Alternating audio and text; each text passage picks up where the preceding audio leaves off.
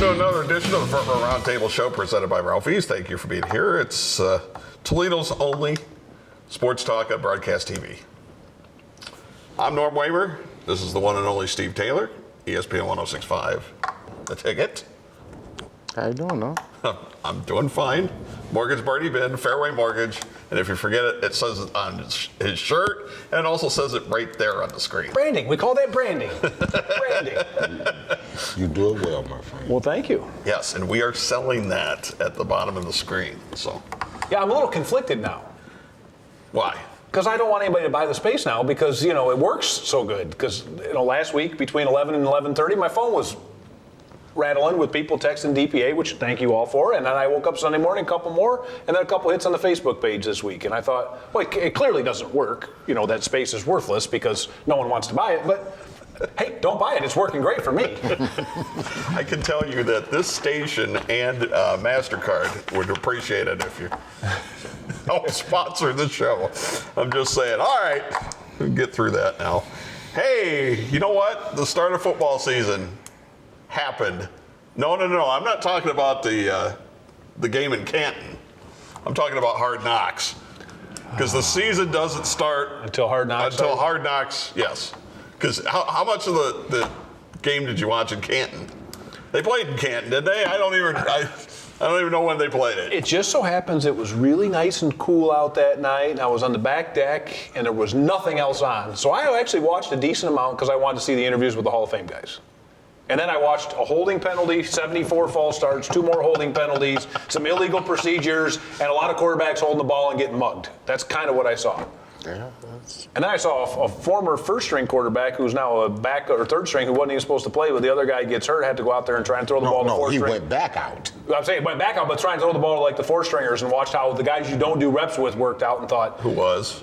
Matt Schaub. Matt Schaub had to go back out there with the guys who probably won't be on the roster in 2 weeks, and it looked like an experienced guy with guys who won't be on the roster in 2 weeks. So I watched a lot of that game just to Well, I'm not so sure Matt Schaub's going to be on the team in a couple of weeks. Well, it was a bad fire drill. Would you agree? It was. If you're a Denver Bronco fan, you got to feel bad for him because you get all this hope in this quarterback. I don't feel bad for him. Drew Lock, and he comes out and it's, he went to bed. Yeah. He looked real bad. I'm a Raiders fan. I would never feel sorry for Broncos. Ever. Ever. I see where he's coming from. I mean, from his perspective. But you still have to respect the other teams. As an analyst, you have to do that. I understand that because I feel that about the 49ers. Doesn't mean I have to feel sorry for him. Well, here's the thing. You know that old adage, those that can't do teach? Well, apparently those that could do can't pick quarterbacks because John Elway's like 0 for his career. I mean, he propped Peyton up back there for like 2 weeks. Yeah. He's trying to get some more magic with Joe Flacco. Good luck. Yeah, is it going to be Joe Flacco or Joe Fluco? Right. He did win a Super Bowl. I know. He was cool, Joe, then. He kind of, yeah. The defense helped a little bit. Kind of like Peyton's Super Bowl in Denver. I think there were some similarities. Maybe that's the lightning in a bottle Elway was trying to catch. A little bit. Well, you can win like 3 games and win it all. Yeah. In the playoffs. Just get in the playoffs. So you're saying there's a chance. Just win, baby. Just win. I thought Hard Knocks actually was a little boring. It's no fun unless the coach is a raving lunatic and unless there's a lot of drama. Check. There wasn't. Check. There wasn't much drama, actually.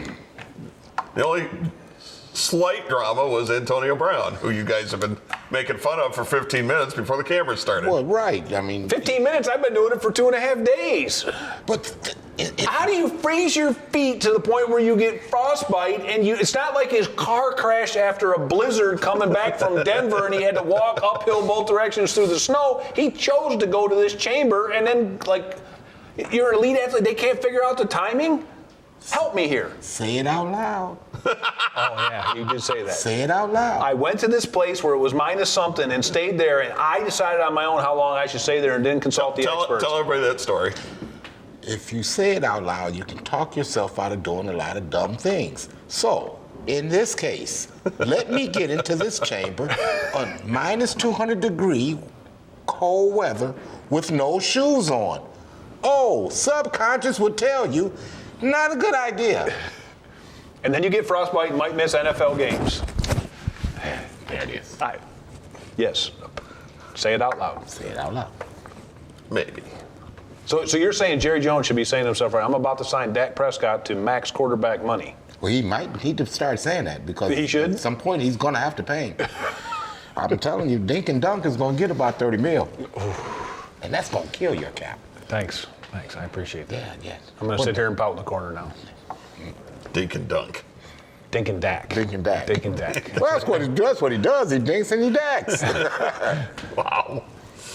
Now every now and then Amari catches a slant and goes to the house, and so it makes it look like it's not Dink and Yeah, Dak. but we know that it's Dink and Dak. So is Ezekiel Elliott going to do a Le'Veon Bell?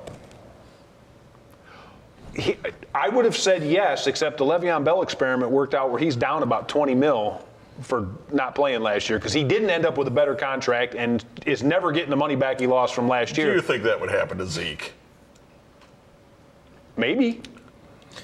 Look, man. Zeke, It's fun. Look, Zeke's got some off the field things that haven't been exactly pearly white that keep creeping around. If he was a year or two clear of that and had been a model citizen and everybody in the locker room said everything's all better, I think you're right. But I mean, Brady will just redo his contract and he'll sign with the Patriots. See, sometimes it's hard to be nice to him. as fun as it is to twist the knife in Marty and to watch him squirm, because, I was just going to pour salt in the wound and say, would you take Ezekiel on your fantasy league? But Could be an eagle. let me put it like this.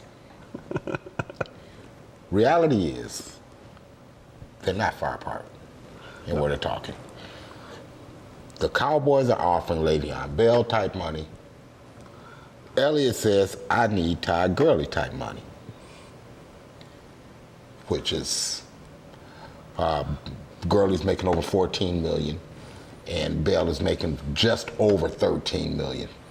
So that's where the two sides are. They're not that far apart, so they're going to get this thing done. I believe that, and who cares if he doesn't touch the ball in the preseason? I mean, literally, you just, he could roll in Thursday of game week and put his pads on and be ready to go. Yeah, he's in Cabo. That's now we're down to where the problem is. It's what he's doing when he's not in the facility that scares me. It's not whether he's in the facility; it's what else he's doing. Okay. I hope there are no bikini contests down there. Well, as long as they don't agree to testify against him, Here we are. then he'll be fine. Piling right back on. I'm sorry, he's never done anything wrong. Let's move on to the Browns' expectations. I like that category. Gets us away from. We're almost out of time in this segment, actually. We can pick that up when we come back if you so care. Oh, fine, we'll do anything but the Cowboys. It's ABC here on All right, time out. So we'll go to the Browns when we come back. Front Row Roundtable show presented by Ralphie's. Bring yourself to Ralphie's. Yeah, it's that good. Chill out today at Ralphie's with their frozen margaritas and daiquiris. And get half-priced wings after 9 p.m. 7 days a week. What goes great while watching baseball games on our many screens? The quarter-pound all-beef dog basket, served with a pop or draft. Daily for just $9.99. Bring yourself to Ralphie's. Yeah, it's that good. What can you expect from working with Fairway Independent Mortgage Corporation? Our branch manager, Marty Bin, can help you navigate through the loan process with the service and speed you deserve. Contact Marty today to get pre-qualified. Make your home buying dreams a reality. Call 419-481-8696 to speak with Marty Bin today. Powerbomb Wrestling returns to Toledo coming up on Sunday, August the 18th. It's a summer stunner at St. Clemens Hall, 2990 Tremainsville. 4 title matches on the card, including Brandon Day defending the heavyweight title against sexy Sean Casey. And you can find everything you need to know, including tickets, at pbwexcitement.com. It's a summer stunner, Sunday, August the 18th, at Powerbomb Wrestling.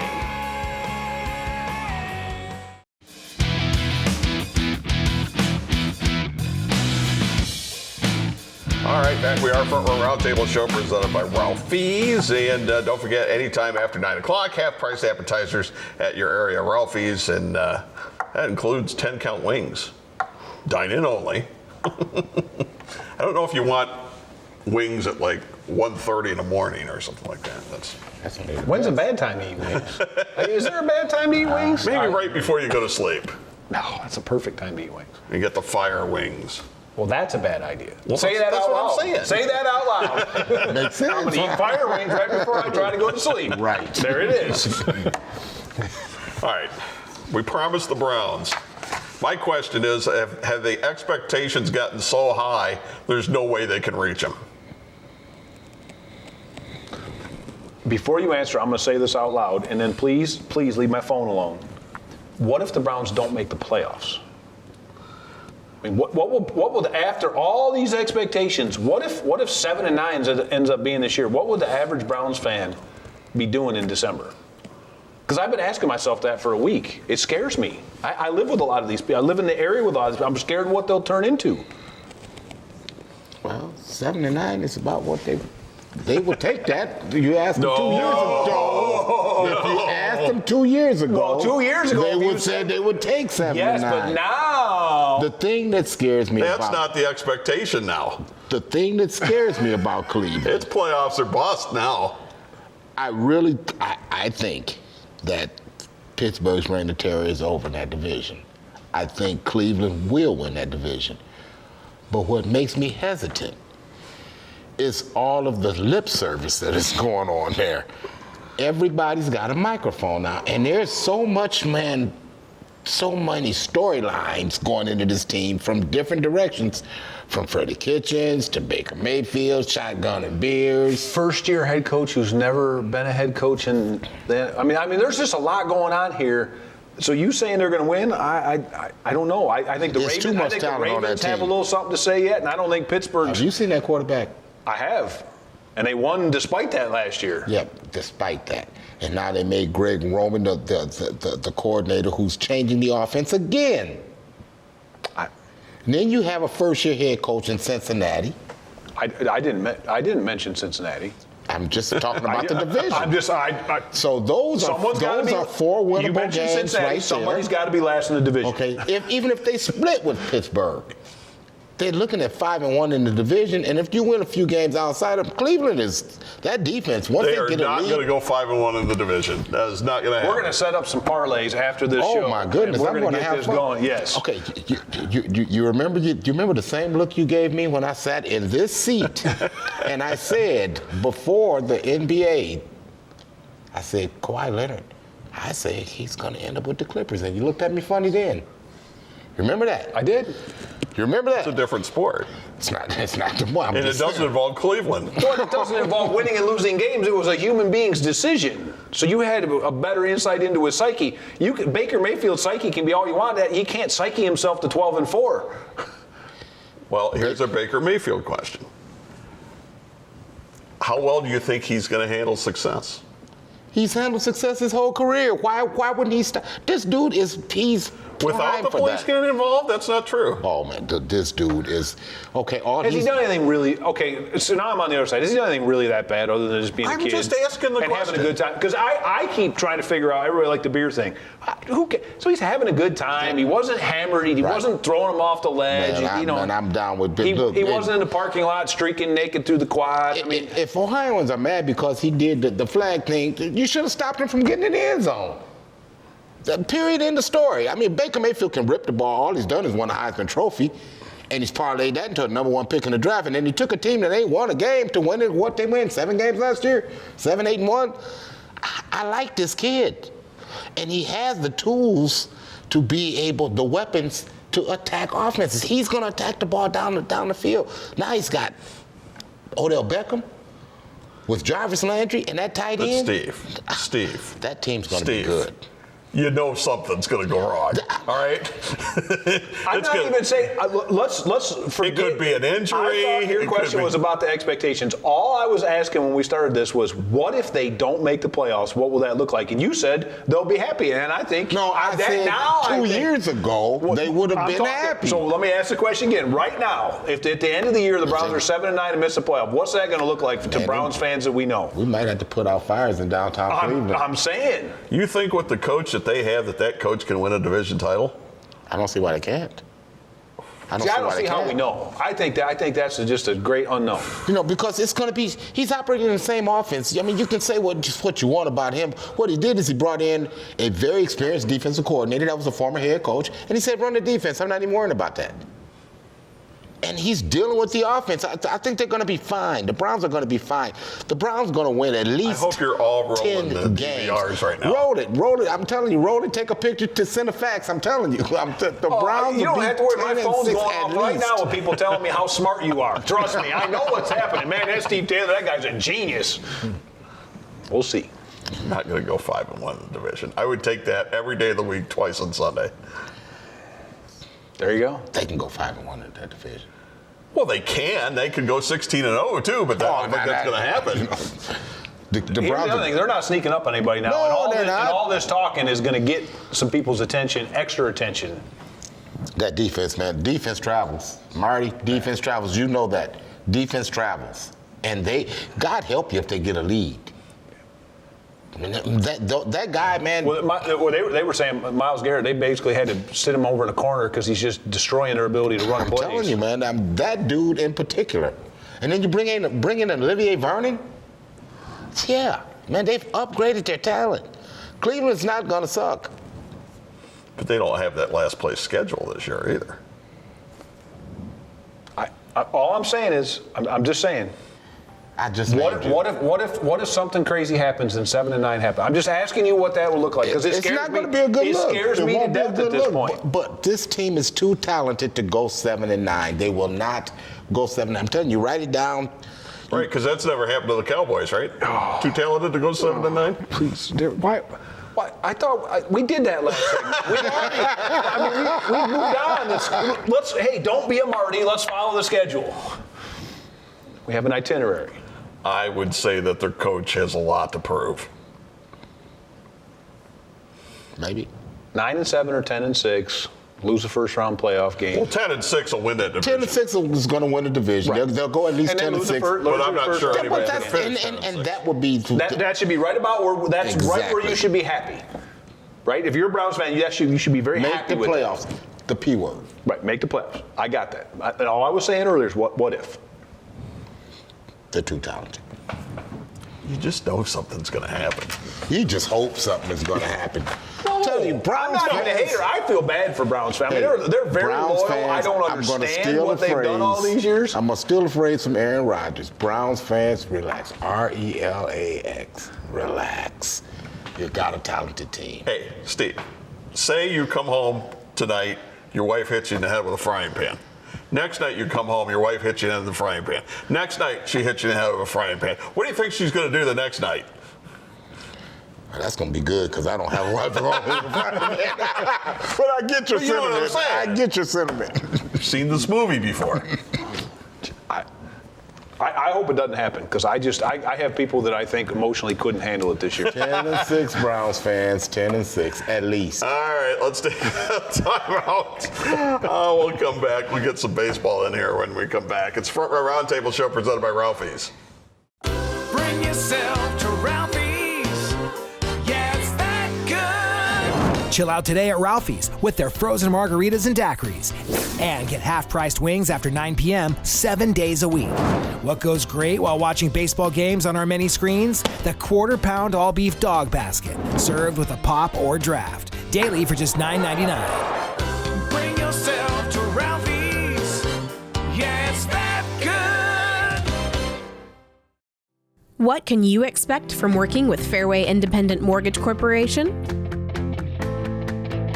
Our branch manager, Marty Bin, can help you navigate through the loan process with the service and speed you deserve. Contact Marty today to get pre-qualified. Make your home buying dreams a reality. Call 419-481-8696 to speak with Marty Bin today. Power Bomb Wrestling returns to Toledo coming up on Sunday, August the 18th. It's a summer stunner at St. Clemens Hall, 2990 Tremainsville. 4 title matches on the card, including Brandon Day defending the heavyweight title against sexy Sean Casey. And you can find everything you need to know, including tickets, at pbwexcitement.com. It's the Summer Stunner, Sunday, August the 18th, and Power Bomb Wrestling.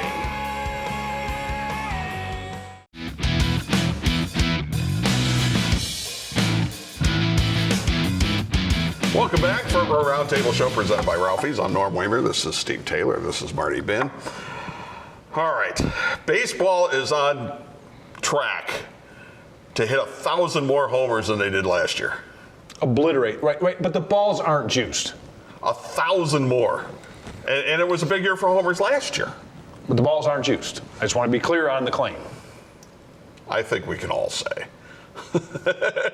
Here's the thing. Of course, Justin Verlander's been talking about it. You either juice the players or you juice the ball. Justin Verlander's been talking about it, obviously, right? Yes.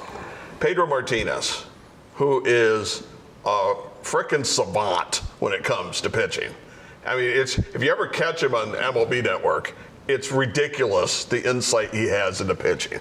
He said the balls are actually smaller because they're wound tighter. And he says he knows this because he's having trouble getting his full signature in between the seams. And he said he held the grip for a 2-seam fastball. As a matter of fact, I happen to have a ball with me. For a 2-seam fastball. And he said that he can't keep his fingers off the other seam when he throws it. So he must throw it somewhere like that. Right. That before his fingers wouldn't touch the other seam, and now they do. And I doubt his hand's growing. He knows. I would tend to believe him. But we know the balls are wound tighter. We know that. I mean, we can see how the ball is jumping off the bat. That would solve so many problems. I mean, Verlander was leading the league in homers given up. And guys that shouldn't be able to pull homers are hitting homers the opposite way. You see how fast they shut him up when he started talking? Oh, sure. Because maybe he hit the nail on the head. Oh, not maybe. You can remove the maybe. Again. You can't handle the truth. Let's say it out loud. Right. It's exactly the truth. Are you allowed to tell the truth about the balls? No, you are not allowed to tell Not when the league makes the balls now. Correct. And not when the league loves all the home runs. And that's because chicks love the long ball. Chicks and kids in the sands catching souvenirs. Now, Marty and I have been going back and forth on some stuff when it comes to pitching. And I ran across a guy on Twitter. His name's Chris O'Leary. You can look him up. And while I'm not on board with everything that he says, he's talked about the Tommy John twist, which apparently you knew about, and I didn't know anything about it until a few weeks ago. It's been one of the banes of my pitching coaching existence for 15 years on and off. And what the Tommy John twist is, and I don't know why they're teaching this, if I'm parallel, home plate's here, and the arm comes back, the ball actually faces second base. Right. And it's not a foolproof way to look at it. It's not saying that everybody that does that ends up with Tommy John surgery, but it seems that everybody that has Tommy John surgery does the same thing. You could you could Google Tommy John, the original guy who got the replacement surgery. I think it's the third picture if you Google him. It's him with the Dodgers and right there with the ball facing second base. It's taught for a whole lot of reasons that I can't explain. I can tell you that we have had. Supposedly it adds a little velocity, but it's not worth it. Okay, so that the supposedly part of that is, I swear 80% of anything is mental, maybe 90% is mental. So I can tell you with parents with kids, the parents would argue with me because they always want their kid to throw harder. Because at 12, the difference between 56 and 59 is the difference between whether you're going to get drafted, And we would do that, and there were two things that never happened. The twist never added any velocity that we could measure consistently when we put them on a gun. And the second one was stretch and wind up added nothing. So only when you went quick out of the stretch. But if you just took your time out of the stretch, they didn't throw any faster out of the windup than they did out of the stretch, and they didn't throw any faster with the twist. And I'm like 50 for 50 on this. I mean, we would get guys out and be like, okay, you get the gun, you have your kid do it. And they would do it, and at best, it was a half mile to a mile an hour. The wind up and the throw is all comes to timing. Right. Okay, you're trying to get the hip turn, the shoulder turn, the snap of the ball. You're trying to basically get that pretty much all at the same time. Right. I'm firmly convinced it's how they're teaching them to throw is what's causing the issues. And that's the operative word, in my opinion, is that they're teaching kids to throw instead of pitch. See, it's a difference. Well, they're focused on maximizing things instead of maximizing safety. And at that age, maximize safety. I think when you're coaching kids and you're coaching pitching, your rule has to be first do no harm.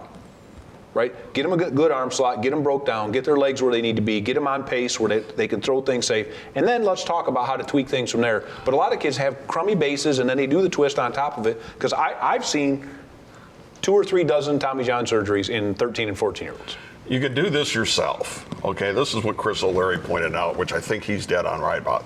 He's got 2 sons. He himself had blown out his own arm and wanted to make sure his sons didn't do it. So what did he do? He went and looked at the motions of guys that were Hall of Famers who were durable. Nolan Ryan, Greg Maddux, Tom Seaver, Roger Clemens, who's not in the Hall of Fame, but we know why. Pitchers.